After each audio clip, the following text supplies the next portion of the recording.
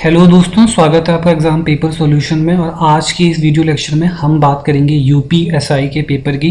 तो 2017 में हुआ था, इसके थर्ड पाली में जो पेपर हुआ था उसके मैथ सेक्शन की हम सवालों को लेके बात करेंगे।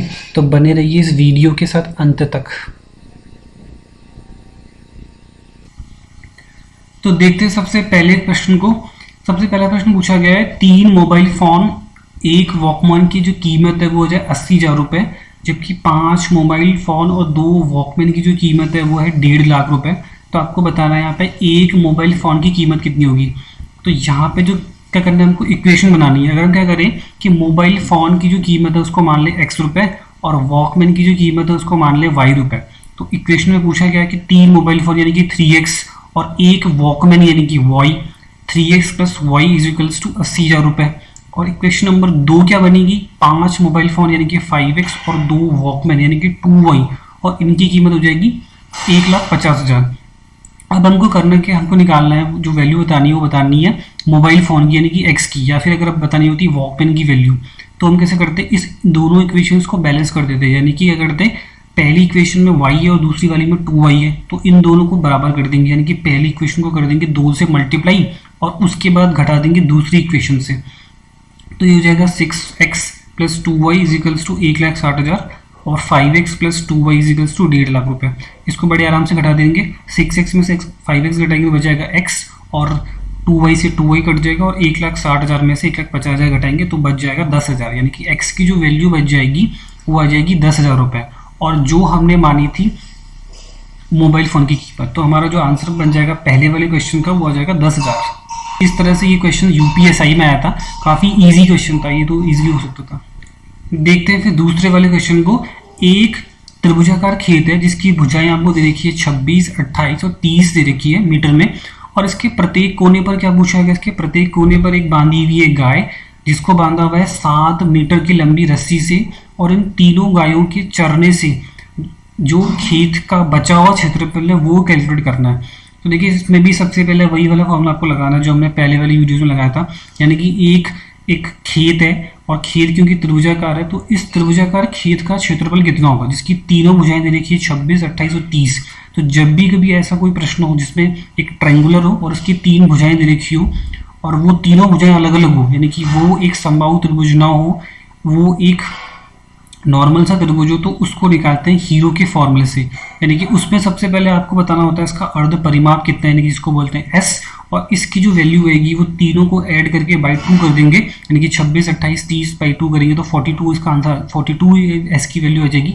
उसके बाद आपको त्रिभुज का क्षेत्रफल बताना है, यानी कि जो हमारा खेत है तो उसका एरिया कैसा आएगा, under root of s minus A, s minus B, s minus C करके आ जाएगा। और यहाँ से s और a b c की वैल्यू यहाँ पे जब रखेंगे तो लास्ट में हमारे पास जो आ जाएगा under root of this digit आ जाएगी, और इस डिजिट का जब हम स्क्वायर रूट करेंगे तो ये 336 स्क्वायर मीटर आ जाएगा। यानी कि त्रिभुज का जो क्षेत्रफल है, यानी कि जो खेत है उसका जो क्षेत्रफल हमारे पास आ गया वो आ गया 336 स्क्वायर मीटर।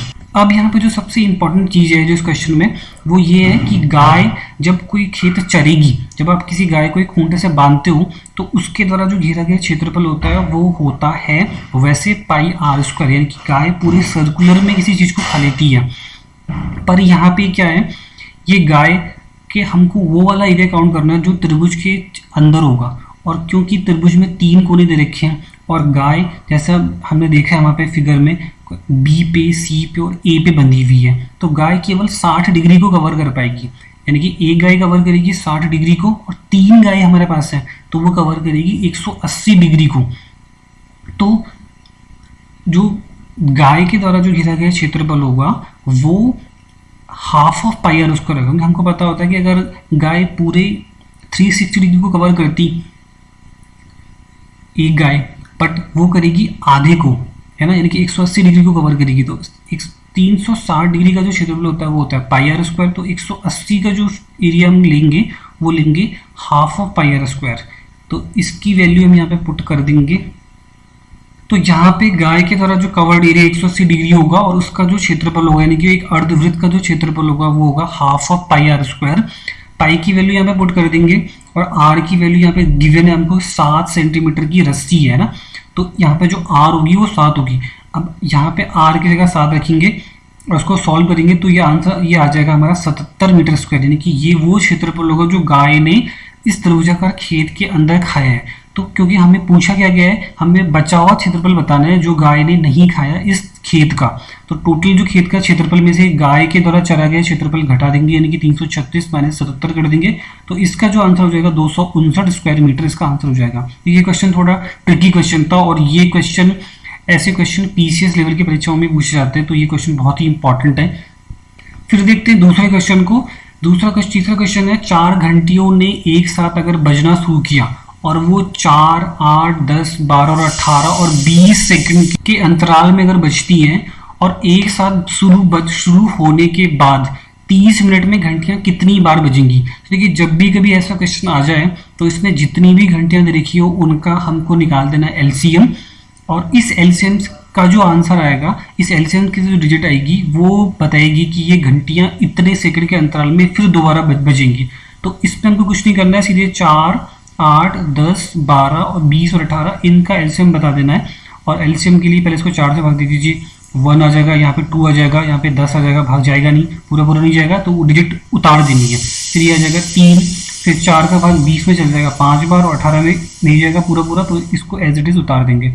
फिर 2 से देंगे, यहाँ पे 1 आ जाएगा, यहाँ पे 5 आ जाएगा, और ऐसे करके जब हम पूरा कैलकुलेट करेंगे इसको तो ये आ जाएगा 360 सेकंड, यानी कि 360 सेकंड घंटियों का वो टाइम होगा जिसके अंतराल में वो हमेशा साथ साथ बजेंगी। तो अब क्योंकि 30 मिनट के अंदर बताना कि 30 मिनट के अंदर घंटियां कितनी बार बजेंगी, तो 360 सेकंड को हम बदल देंगे मिनट में, तो ये आ जाएगा। तो 360 सेकंड को जो हमने बदला मिनट में, यानी कि हमने उसको करा 660 से डिवाइड, तो ये आ गया 6 मिनट, यानी कि सारी की सारी घंटियां 6 मिनट के अंतराल में बजेंगी एक ही समय पे। तो अब हमको पूछा गया था कि 30 मिनट के टाइम गैप में वो सारी घंटियां कितनी बार बजेंगी। तो देखिए, 6 मिनट में पहले बजती हैं, यानी कि 6 मिनट में एक बार वो सारी बज जाती हैं, फिर अगले 6 मिनट में बजेंगी, यानी कि 12 मिनट में वो सारी बजेंगी, फिर 18 मिनट में बजेंगी, फिर 6 के टेबल पढ़ते रहिए, यानी कि 30 को आप 6 से डिवाइड कर दीजिए तो आंसर आ जाएगा 5 बार, यानी कि 30 मिनट के अंतराल में वो पांचों घंटियां 5 बार बच जाएंगी, यानी कि 5 हो जाएगा इसका रिक्वायर्ड आंसर। ये काफी इंपॉर्टेंट क्वेश्चन था, और ऐसे क्वेश्चन बीएड और अच्छे लेवल के एग्जाम्स में पूछे जाते हैं, तो इसको आप जरूर कीजिए। फिर देखते हैं चौथे क्वेश्चन को। हरि काम का 25% हिस्सा अगर 5 दिन में पूरा कर सकता है, तो इसी काम को इससे 20 गुने बड़े काम को वो कितने दिन में पूरा करेगा। देखिए, ये क्वेश्चन टाइम और वर्क वाला है, ये भी काफ़ी इंपॉर्टेंट होता है, बहुत तरीके की परीक्षाओं में पूछे जाते हैं। अब इसमें करना क्या आपको कि सपोज कीजिए कोई काम x है, ठीक है, और हरि क्या करता है, काम का 25% हिस्सा, यानी कि 25% हिस्सा सब जानते हैं कि 1/4 काम होता है, यानी कि 1/4 काम अगर कोई आदमी 5 दिन में कर सकता है, तो पूरा काम कितना दिन में करेगा, तो पूरा काम कितना दिन में करेगा, यानी कि x/4 करता है 5 दिन में, तो x को करेगा 5 गुणा 4, यानी कि 20 दिन में। यानी कि कोई काम अगर 20 दिन में होता है ना, और अगर उससे 20 गुना बड़ा काम आ जाएगा तो वो कितने दिन में होगा, यानी कि 20 × 20 सीधे कर देंगे 400, यानी कि हमारा जो रिक्वायर्ड आंसर हो जाएगा वो हो जाएगा 400। इस तरह के प्रश्न भी यूपीएसआई में पूछे गए, बहुत ही इंपॉर्टेंट होते हैं और बहुत ही ट्रिकी होते हैं, शॉर्ट भी होते हैं। फिर एक और शॉर्ट क्वेश्चन हमने लिया है जो पेपर में आया था, जैसे 30 का 80% और 25 के 4/5 में कितना अंतर है। इस क्वेश्चन में आपको कुछ नहीं करना होता, खाली आपको परसेंटेज का पता होना चाहिए, परसेंटेज निकालते कैसे हैं, और आपकी कैलकुलेशन देखी जाती है। तो 30 का आप 80% बता दीजिए, और 25 का आप 4/5 बता दीजिए। तो 25 को 4/5 से मल्टीप्लाई कीजिए, 5 से 25 से 5 को काट दीजिए, तो ये आ जाएगा 20, और 24 - 20 करेंगे तो ये आंसर आ जाएगा 4। यानी कि इस तरह के छोटे क्वेश्चन भी पूछे जाते हैं, ये काफ़ी स्कोरिंग होते हैं और उनको जल्दी करना पड़ता है। देखते हैं नेक्स्ट क्वेश्चन को। ये भी टाइम एंड वर्क से रिलेटेड है, ये थोड़ा डिफिकल्ट है। इसमें पूछा गया x और y अगर किसी काम को क्रमशः रिस्पेक्टिवली 12 और 10 दिन में कर सकते हैं, और अगर z कोई नया बंदा आ गया और इसकी मदद से x और y उसी काम को 5 दिन में पूरा करते हैं और 6000 रुपए इस काम के लिए लेते हैं, तो z को उसके काम के हिस्से के रूप में वेतन का कितना शेयर मिलेगा, यानी कि वेतन में से कितना पैसा मिलेगा। ये काफ़ी इंपॉर्टेंट क्वेश्चंस होते हैं, काफ़ी डिफिकल्टी भी होते हैं, और बैंकिंग से लेके एसएससी से लेके काफ़ी तरह के एग्जाम में पूछे जाते हैं, तो गौर से देखिए इसको। इन क्वेश्चन में क्या करना पड़ता है आपको कि अगर x किसी काम को 12 दिन में करता है, तो इसका क्या मतलब है, यानी कि x का जो 1 दिन का काम है वो हो जाएगा 1/12, यानी कि x ने पहले दिन में करा 1/12 काम, दूसरे दिन में करा 2/12 काम, तीसरे दिन में करा 3/12 काम, चौथे दिन में करा 4/12 काम, और इस तरह से 12वें दिन में वो करेगा 12/12 काम, यानी कि एक काम उसका पूरा हो जाएगा।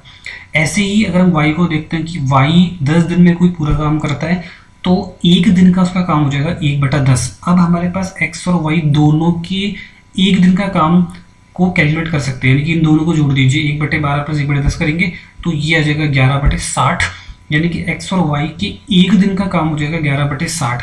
अब अगर हम मान लेते हैं कि z कोई अचानक से कूद गया और z के आने से जो काम 60/11 दिन में होता था x और y के द्वारा, वो हो रहा है 5 दिन में। तो ये हम मान सकते हैं कि z के अगर एक दिन का काम हम मान लेते हैं 1/z, तो अब इन तीनों के एक दिन का काम को हम कैलकुलेट करते हैं, क्योंकि अब ये तीनों पूरा काम करते हैं 5 दिन में, यानी कि इन तीनों के एक दिन का काम हो जाएगा 1/5, वही उल्टा करके जैसे हम कर ही रहे हैं।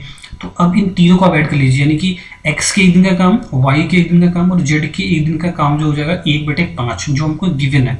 और क्योंकि x प्लस 1/x और 1/y की वैल्यू हम पहले ही कैलकुलेट कर चुके हैं, यहाँ पे 11/60 है, तो इसको ले लीजिए 11/60। और लेट सपोज कि भाई z के एक दिन का काम 1/z है, तो इसको हम 1/z मान लेते हैं, और इन तीनों के एक दिन का काम को पता है 1/5, तो यहाँ से 1/z की वैल्यू हम इस वाले इक्वेशन से निकाल देंगे, यानी कि ये हो जाएगी 1/60।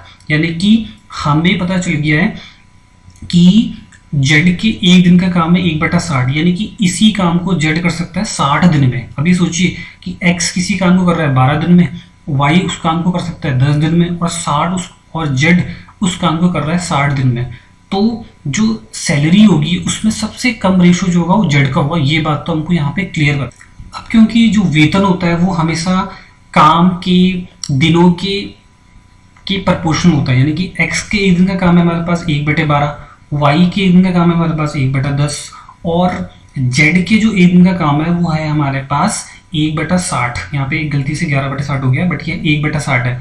अब क्या हमको करना है, इसको हमको एक रेशो में कन्वर्ट करना है, यानी कि हम क्या करेंगे, इन तीनों का जो एलसीएम होगा उससे हम ऊपर यानी कि अंश में मल्टीप्लाई कर लेंगे, यानी कि यहाँ पे 1/12 इंटू 60 करेंगे तो 12×5 = 60, यानी कि x के नीचे लिख देंगे 5, y के नीचे लिख देंगे 6, और इस तरह से z के नीचे जो आ जाएगा वो आ जाएगा 1। अब ये एक टेबल यहाँ पे हमारे पास आ जाएगी, यहाँ पे x 5, y 6 और z 1। अब इस अगर हमको सैलरी का रेशो बताना है तो z की जो सैलरी होगी वो टोटल सैलरी की 1/1 + 6 + 5 यानी कि 1/12 होगी। इस तरह से अगर हम y की सैलरी अगर हम बताना चाहें तो y की जो सैलरी होगी वो 6/12 यानी कि 1/2 होगी, और x की सैलरी 5/12 होगी। अब क्योंकि हमें पूछा हुआ है z की सैलरी, तो जो टोटल सैलरी होगी उसका 1/12 पार्ट हमारे पास ये होगा इस टेबल से जो हमने कैलकुलेट करी है। तो यहाँ से टोटल सैलरी क्योंकि हमें पता है कि 6000 है, तो इसका 1/12 भाग लेंगे तो ये आंसर आ जाएगा 500, और यही हमारा रिक्वायर्ड आंसर होगा। देखिए काफ़ी डिफिकल्ट क्वेश्चन था जो पूरे पेपर में काफ़ी अच्छे क्वेश्चनों में से एक था। तो इस तरह से हमने किए आज काफ़ी इंपॉर्टेंट क्वेश्चंस। नेक्स्ट वाले पार्ट में हम करेंगे और छूटे हुए क्वेश्चंस, यानी कि इस नेक्स्ट वाले पार्ट में सारे क्वेश्चन हम कंप्लीट कर लेंगे मैथ सेक्शन के। तो बने रहिए इस वीडियो के साथ, और नेक्स्ट वाली वीडियो भी और पहली वाली वीडियो भी, सारी वीडियोस देखिए। ये पूरी 3 वीडियोस होंगी जिसमें हम पूरा मैथ सेक्शन को कंप्लीट करेंगे। बहुत ही छोटी वीडियोस हैं सारी की सारी, और इसी तरह से पढ़ते रहिए, इसी तरह का पैटर्न जरूर आ जाएगा।